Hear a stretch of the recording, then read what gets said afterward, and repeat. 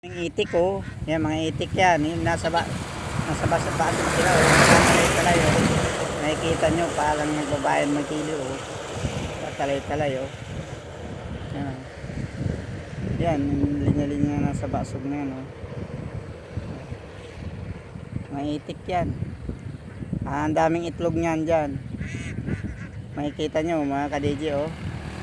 Dito lang yan sa may pagtingligmanan. Ito oh, napakalaming itik. Doon, oh, talay-talay nasa ano sila eh. Oh, tingnan nyo. Kalaming itik yan. Oh. Daming itlog yan dyan. Siguro busog yan mga yan. Dahil hindi nagaano siya. May tao lang na nakabantay. Oh. Kaya bili na kayo ng itlog maalat. Itlog ng itik. Oh, masarap yan. Dito lang yan sa Limanan.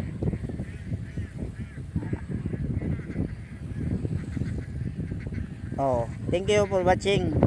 Abangan ang update video. DJ Kalinga Vlog.